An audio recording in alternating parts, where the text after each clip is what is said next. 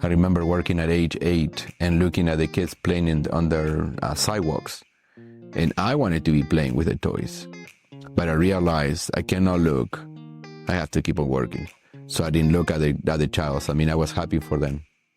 And what it does, it makes you appreciate people so much more because I just met you, right? And I keep talking to you about this concept with everybody I meet.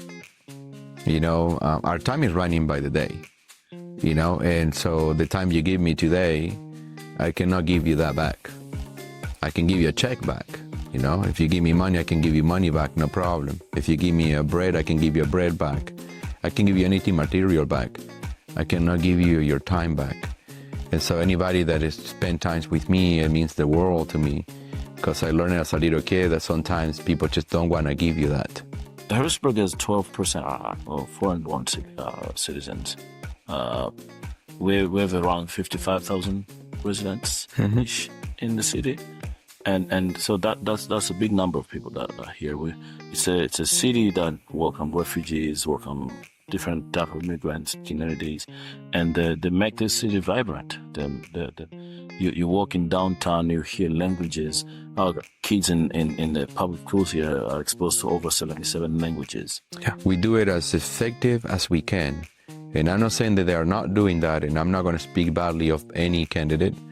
I haven't done it, and I will not, from past, present, or future serving members. That's not what my campaign is about, and that's not who I am as a person. But I feel that if we actually do planning differently, I call it smart planning and my platform, that we're going to be in a position where we don't have to continuously make the city more expensive to live in. And then those kids will be able to have their parents with them. If we want to start an initiative, then we're going to have to be able to support those people, because one costs more than the other. So if you want to put solar panels and they cost $20,000 or $16,000, and you have a low income job in your house already and you're working extra because the city is expensive to live in, how will that person be able to afford solar panels, right? Or if the landlord actually is paying already more on taxes, they have to raise the rent for the tenant. How is the landlord going to be motivated to put solar panels on the property?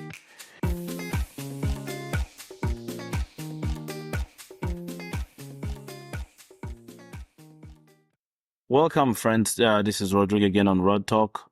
We have another great privilege today, part of our Harrisonburg local election series, where we've been talking to people seeking office at the city and at the federal level to understand what they want to bring, what changes they're looking at, and what they want to do to improve our communities. And today we're welcoming Javier in our studio, who is also running for city council in Harrisonburg.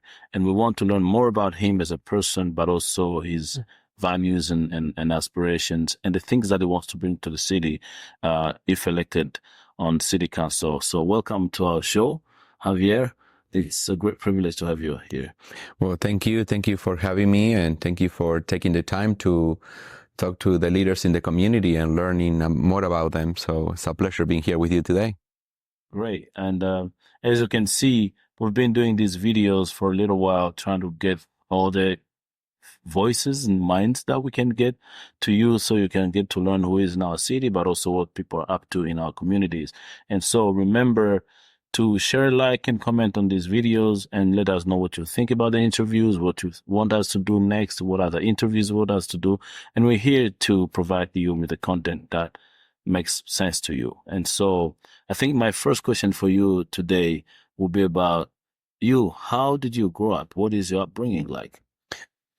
I grew up in Montevideo, Uruguay. And what I can remember from that time is growing up with a lot of love, a lot of friends and family. And then the challenging times that escalated at some point in our life. So first of all, I was born under dictatorship. The last dictatorship that Uruguay went through happened in 1979 to 1985, and I was born in 1981. And the country still went through a process after the dictatorship ended and the democracy was reestablished. So I remember that we have two parts into it. The first part of my childhood, I remember playing outside and being completely feeling free and content and not really worrying about anything, like any other kid. I remember playing soccer in any place, any open field. We play soccer. If we didn't have a soccer ball, we grab a little bottle like this and we play soccer with it, right? So my upbringings were with my family, a lot of family gathering together, grandma, grandpa, hardworking people, a lot of cousins. So I'm the oldest of 27 cousins. So yeah, we're a large family, and that's what we did, you know. But also at age 8, I had to start working already. So I work a little bit at age 8, and you know, my dad got laid off. He was a Navy guy, and part of the country turning back into democracy, there were some problems that happened with that transition. He was let go, and because he did not agree with what the government was doing. And so he was our source of funding in the house, right? He was the only one working, and for grown-ups, it was hard to get a job. And as a little kid, you know, my hands were small. I could reach fence and pockets in which it was dangerous. Now that I look back, I realize that I could have lost a hand or fingers doing those jobs at the bakery where I was. But then, so yeah, I remember start working at that age, and then later on, the country got a little bit more unsafe to the point that the windows and the doors have bars in them. So you have, you know, hardworking people that live in an unsafe condition. Now, I don't want anybody to think that Uruguay is just not a good place. Now, it is a beautiful country. It's a beautiful place. We understand. But it's for you to feel safe, either you have to live in a neighborhood where it's a closed gated community and you have guards that look over. But in a regular neighborhood, you have to have bars in your windows, bars in your doors. And it seems that those who are, you know, those who do not commit crimes are held hostage by those who run freely on the streets. And so that is a little bit of my upbringing. That's how I grew up, you know, seeing the transition happening, being age 18, and having to make a decision of leaving my entire family and my friends behind and immigrating to the United States and seeking safety and a better future. Wow. Speaking of the gated communities or neighborhoods and there's metal bars on doors and windows, remind me of a lot of things growing up. So I think it became a norm that every single door in my country and every single window has security bars so that people cannot just break in. And sometimes for security purpose, because, you know, armed robbers and things like that happen more often. And those that do not have them are very vulnerable to any attack and safety concerns.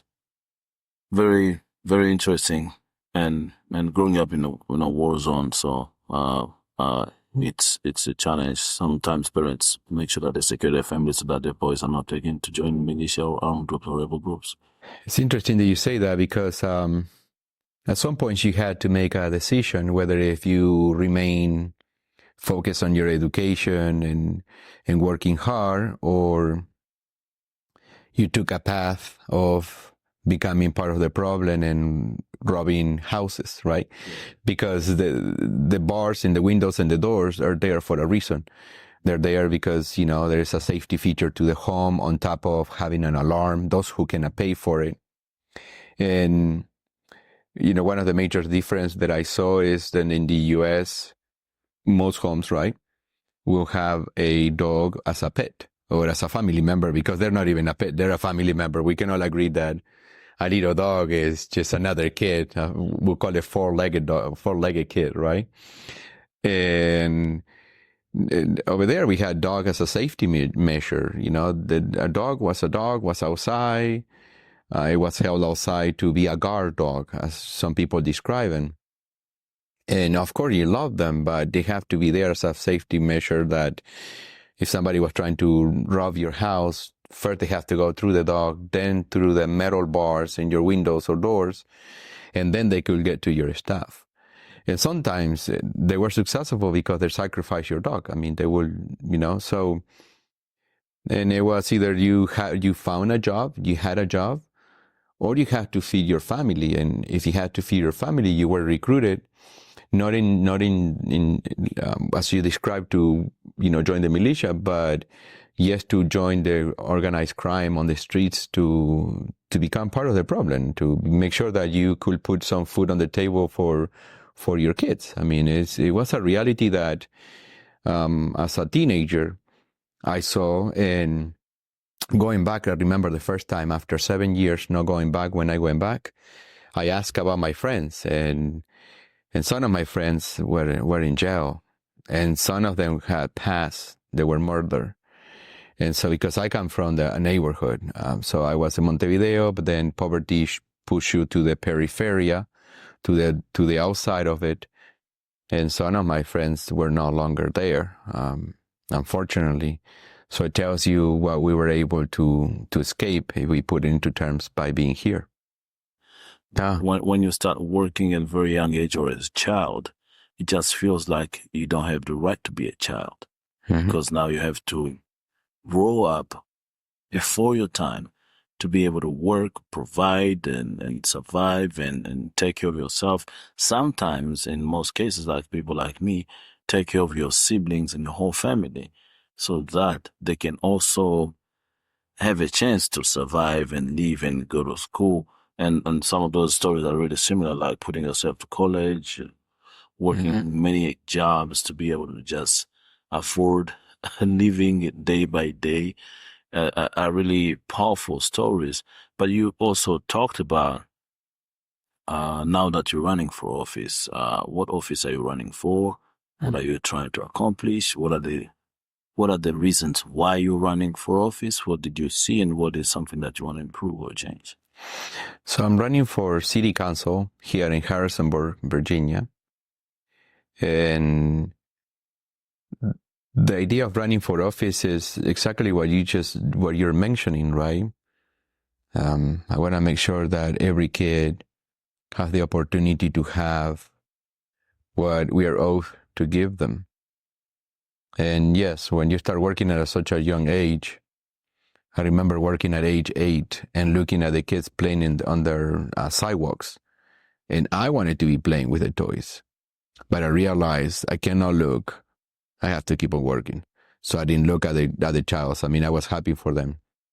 And what it does, it makes you appreciate people so much more, because I just met you, right? And I keep talking about this concept with everybody I meet.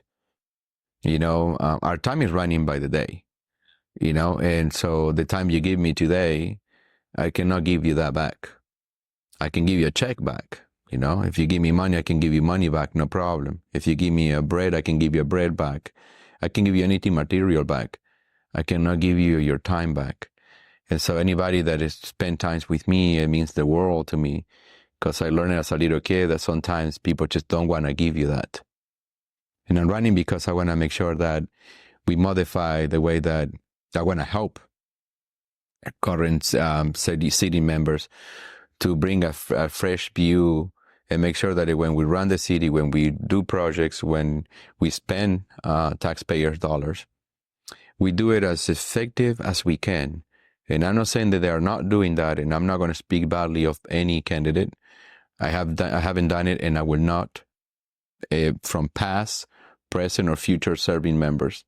That's not what my campaign is about, and that's not who I am as a person.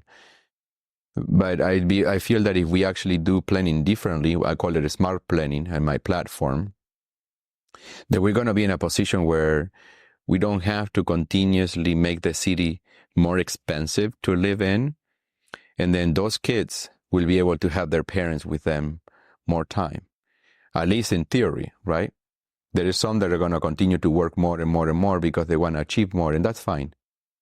But I want to make sure that low-income jobs, those people who perceive those salaries, are going to be able just to have one job, and they don't have to have 2 or 3 jobs like you and I did, and then they're going to leave their kids at home by themselves, right? Because they have to provide and provide and provide.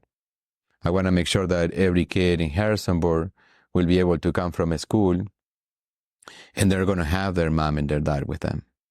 That they're not going to have to be your older brother taking care of their siblings because we are in the United States, right? And that's the reason why we immigrated. That's the reason why I immigrated, right? I was taking care of myself at some point. And then I did it again as a kid. I say 18 years old, you're a child. So I want to make sure that we have a path for people not to have to do that in the United States of America, right? In Harrisonburg. Harrisonburg has 12% of foreign-born citizens. We have around 55,000 residents ish in the city. And so that's a big number of people that are here.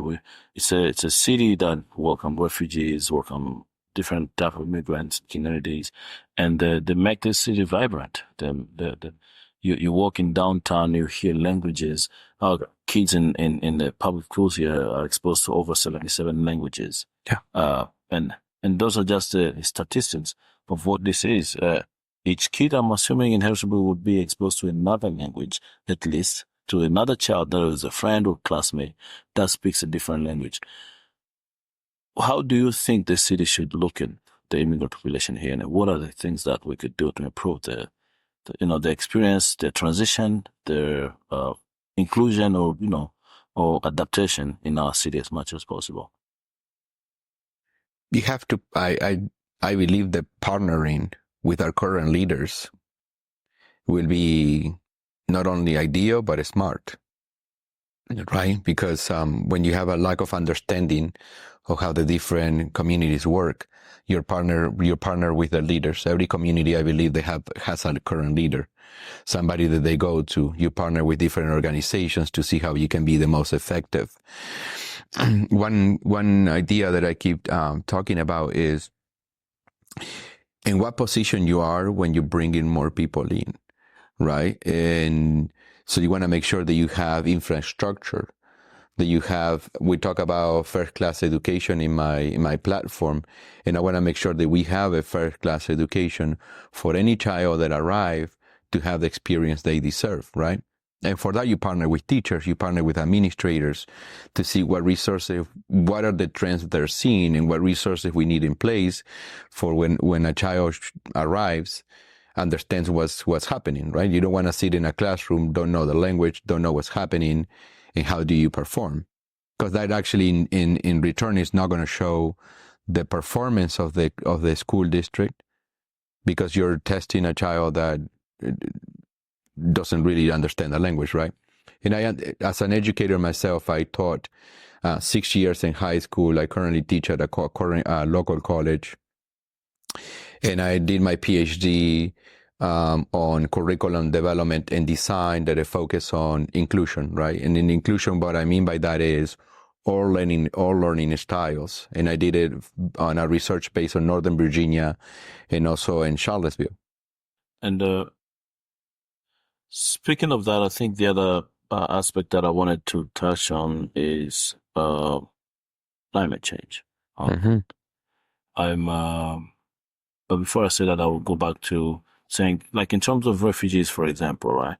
There are organizations like Church World Service that provide core services, that provide work support, including immigration services, including job placement, and I'm trying to get someone from Church World Service one day on this, because just explain how the process is of the work that they provide and how that is powerful but also meaningful. Yes. The kind of services and how successful people are in our communities. But there are challenges to, workforce development, like changing jobs, getting better job healthcare pathways. There are many job work that we've done at the state level to try to pass legislations that support people to get their credentials. Yes. The support of Church World Service, medical doctors, nurses, teachers, and And many other fields, there are still lawyers and engineers and other fields that people have skills, but they haven't been able to practice in their field of expertise. They're doing other jobs that are not really related to their field of expertise, and they're eager to get to their field of expertise. That could probably not be something that is directly addressed to the city, but I think maybe some collaboration around looking at the pool of people that we have in the community, and then how do we help them to achieve their goals, professional goals, would be something that we can look at. But also, if you want to say something about that, then I'll move to climate change quickly and what that means in the city. No, what I want to say is that it affects everybody from all areas, from all walks of life.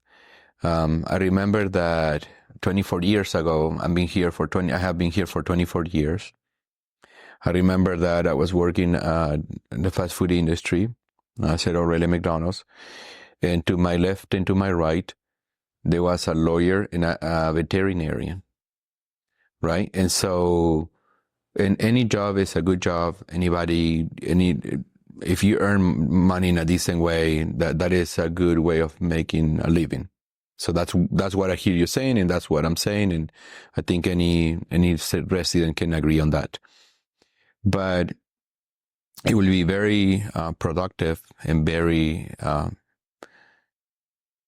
interesting to figure out a way, I think, for all of us, when you do have somebody who went through a training at a university in their country, in their home country, when they come over, to help them find a path to make sure that they can continue to practice their profession, especially in all fields, right?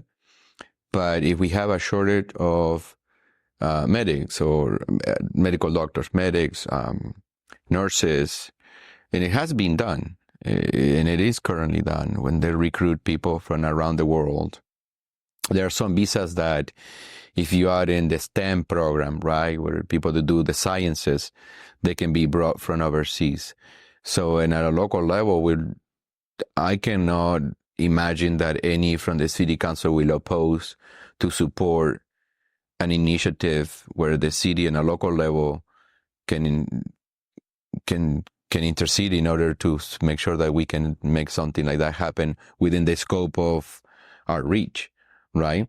But if you want it to grow and you have people that are coming and they have those expertise to help them bring their credentials, validate the credentials. As a matter of fact, my studies were done in Europe. So I graduated here with my bachelor's, but my grad and post-grad degrees are from Europe, and I brought them and certified them, right? And so I teach with them. So I will be an advocate for that. And I think there are avenues in order for it to happen, and contact the right entities that will follow the path for these people to make sure that they can continue their careers. I have a family member that is an accountant, and also that's a job that is not related to her field because of the same scenarios that you're describing. She does not do a job related to accounting because of having the degree somewhere else. So I think she's going to work on her English first, learning how to read and write, and then making sure that the state testing can be taken to certify herself as a CPA. So yes, there is a lot that we can partner and work, and we'll bring those topics to the table and make sure that we gather enough support and interest to make sure that these individuals that are coming over can, one, request all the proper paperwork and get them to the jobs that they have been doing for the longest time ever. I mean, some of these professionals are coming with 20 years experience, 15 years experience. They're even surgeons. Yeah.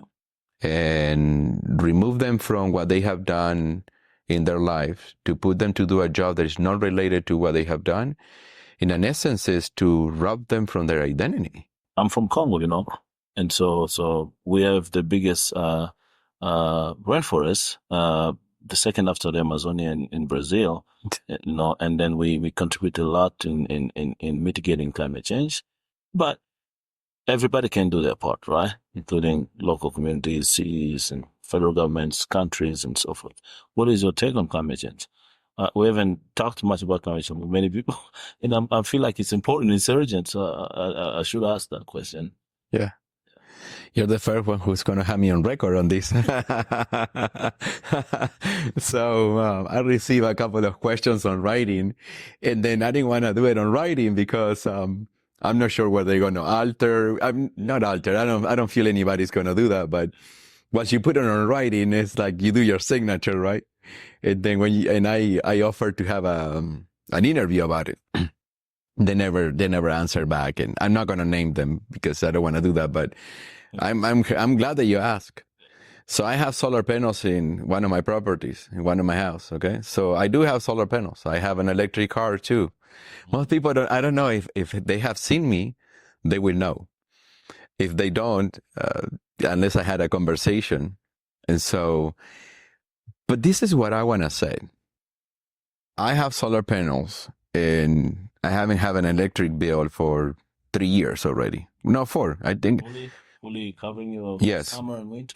Yeah, so it depends. So I have a little bit because we did a job renovation, and so it consumed most of it because of the machines. But otherwise, I was paying $7 to be connected to the grid, or $6 a month. So I put enough panels. I can tell you, I put 39 panels in the roof. Like half of the roof is complete. And I know that's not your question, but that's my take. So I have solar panels and I have an electric car, and I want people to feel free to make sure that they can get to it on their own, on their own terms. They can be presented with the data, and that they're not going to feel judged if they don't want to have solar panels, if they want to continue to drive a gas car. And also, if we want to start an initiative, then we're going to have to be able to support those people, because one costs more than the other. So if you want to put solar panels and they cost $20,000 or $16,000, and you have a low income job in your house already, and you're working extra because the city is expensive to live in, how will that person be able to afford solar panels, right? Or if the landlord actually is paying already more on taxes, they have to raise the rent for the tenant. How is the landlord going to be motivated to put solar panels on the property? So that's why we have to go back to the drawing board and say, hey, how are we going to do a smart planning moving forward to make sure that people will be able to afford solar panels? People will be able to afford electric cars. People will be able to afford green spaces, greenhouses, right? That they're going to be smart, efficient, like the light bulbs. How are we going to change them? So anything that is going to be environmental and friendly, I'm for it. I think that is something good that is undeniably, good. I mean, if you have your streets clean instead of trash all over the place, that is good, and it's environmental friendly. And it's an educational element to have in our society. Yeah, a lot of climate groups and movements think that we've crossed many tipping points with our emissions, and everybody needs to think about it long term. So yeah, I understand what you're saying. It has to be something that people feel convinced to do, that their behavior need to change based on data and information, and what they feel like this is the right thing to do. But also, yeah, I think reminding people of the importance and the risk that we're facing, especially for the next generation. I think by the end of the century, if we get to 3-point-something degrees Celsius, then most places will not be livable. All right, that was great. Anything else you want to add to it before we close our interview? No, if you allow me to talk to the audience for 30 seconds, yeah. I just want them to know that, I know this was an interview about me too, but when they elect their leaders, that their leaders understand that those who are elected, they have the pleasure to serve. We work for the people, for everybody, regardless of political parties, regardless of background and socioeconomic status. once we are elected, we begin to be, we're now already servants, but we are servants of the people. We are not in leadership positions to serve ourselves or serve any political party. We're here to serve the American people and the people of Harrisonburg in this case, and held us accountable to say what, if we deviate from what we said that we were going to do, vote. You have elections and your vote matters, and every vote matters. And it's been a pleasure being here with you. Thank you for taking your time, and you have our information, and I'm one that says that is going to do what he says is going to do, and I always do it. You guys have our information. Reach out anytime, and if I ever decline, tell your audience that I decline. Hold me accountable. Please do so that way they know. Okay? Yeah, we love to hold people accountable. It's important. It's the future of our city, of our communities, Yes. of our children, of ourselves, and so it's always important that we know what candidates are trying to do, what they're promising to do, and if they're gonna follow through that. But also if they really want to make this place a better place for everybody that lives here. And Yeah. so that has been a great privilege and a great pleasure to have Javier on our show. You heard from yourself, for yourself, from his experience, his childhood, and his experience living here, working here, and as an educator, and now running for city council. This was a great conversation. So we thank you for your time. Thank you for your willingness to continue to be part of this community and serve the community in any capacity that you can. And we look forward to talking with you again some other time on different topics. There are many topics in the city that we can discuss. And I think after the elections, we would have other opportunities to talk about other issues in the communities, other topics, and other ways that we can continue to improve our community. Yes. Thank you very much. Thank you. And this has been Rod on Rod Talk. Remember to subscribe, like, comment, share, and let us know who you want us to bring on the studio next time. We've been waiting for your suggestion every time before we bring someone. If there's someone that you want to hear from, we'll be happy to try and find them and bring them on the studio and hear from them together. Thank you and have a beautiful day.